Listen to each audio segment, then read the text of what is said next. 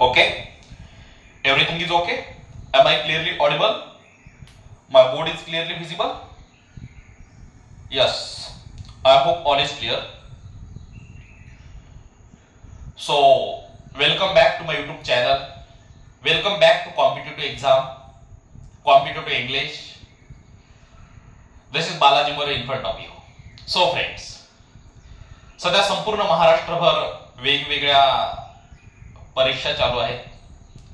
वेगवेगळ्या स्पर्धा परीक्षांना वेगवेगळे इंग्लिशचे क्वेश्चन येत आहेत.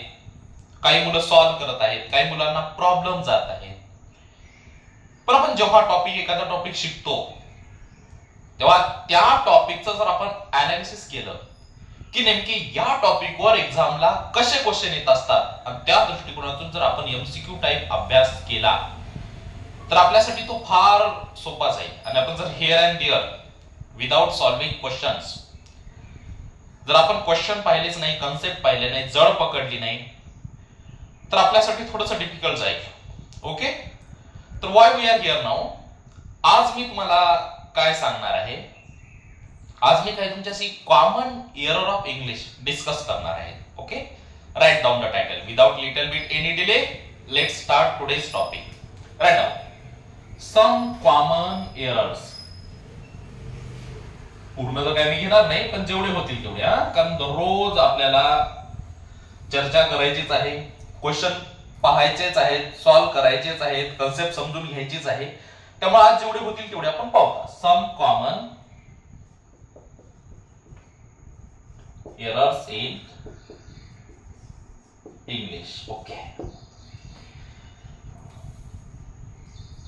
तुम्ही जर ऑब्झर्व केला असेल, क्वेश्चन पेपर जर रीड केला असेल तर प्रत्येक एक्झामला, बऱ्याच एक्झामला 3 किंवा 3 पेक्षा जास्त, 4 किंवा 4 पेक्षा जास्त क्वेश्चन फाइंड आउट एरर या टॉपिकवर येत असतात. आणि क्वेश्चन बऱ्याच वेगवेगळ्या प्रकारचे बनत असतात, जसे की underline the incorrect part of a sentence, किंवा choose the correct one sentence, किंवा choose incorrect sentence.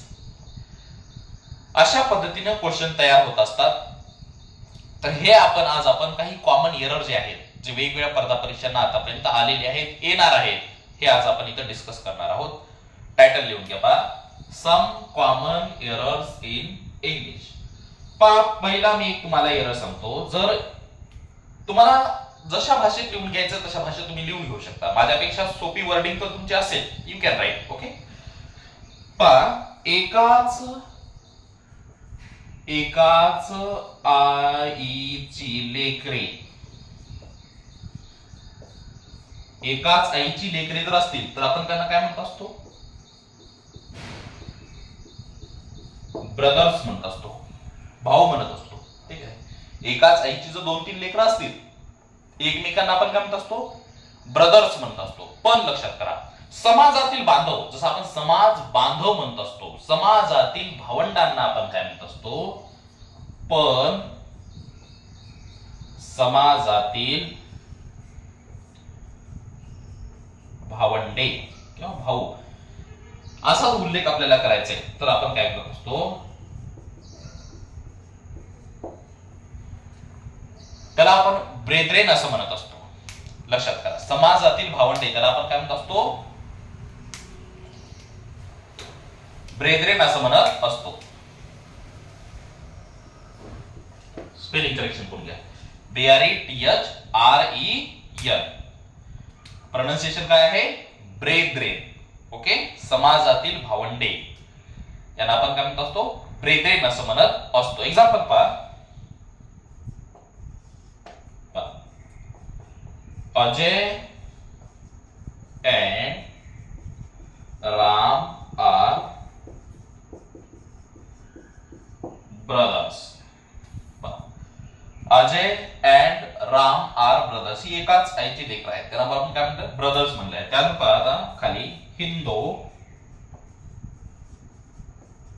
and Muslim are brethren. Okay, Hindu and Muslim are brethren. हे दोन समाजातील भावंडे आहेत. हा वेगळा समाज आहे, तो वेगळा समाज आहे. त्यामुळे दोन समाजातील भावंडांना आपण काय म्हणत असतो, ब्रेदरेन म्हणत असतो. लिहून घेतलं.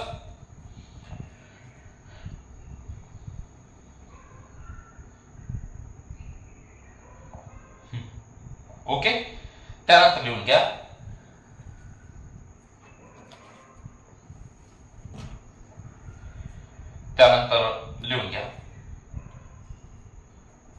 चला. I don't have more place, hence I have to repeat. तुम्ही रिपीट पाहू शकता. पाहता त्यानंतर सेकंड एरर मी तुम्हाला काय सांगणार आहे. सेकंड एरर पहा. आता हा शब्द आहे काय, आपण कझन म्हणत असतो. तर या कझन या शब्दाचाच अर्थ काय होतो, चुलत भाऊ. चुलत भाऊ ऑब्लिक बहीण या शब्दाचाच मुळातच हा बेसिक जो शब्द आहे तो चुलत भाऊ किंवा चुलत बहीण म्हणून आहे. मग त्याच्यासमोर ब्रदर वगैरे लावण्याची गरज नाही. एक्झाम्पल बघा, दोन एक्झाम्पल देतो जेणेकरून तुम्हाला इनकरेक्ट कोणता आहे, एरर कोणता आहे आणि करेक्ट कोणता आहे कळेल. बघा, ही इज माय कझन. त्यानंतर he is my cousin brother.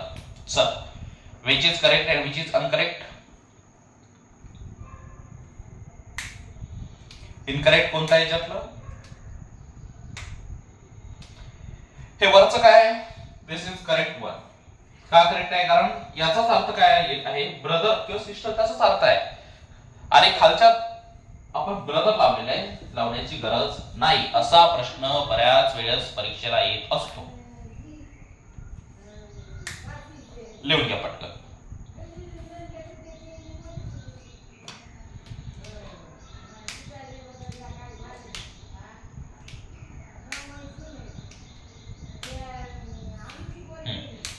Okay, कळलं तुम्हाला?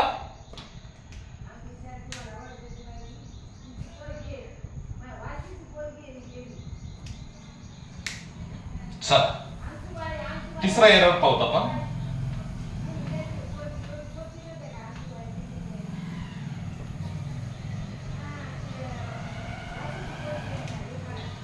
तिसरा एरर, मेंबर्स ऑफ फॅमिली असा वाक्यात उपयोग करू नये म्हणतो मी. मग काय करावे त्याऐवजी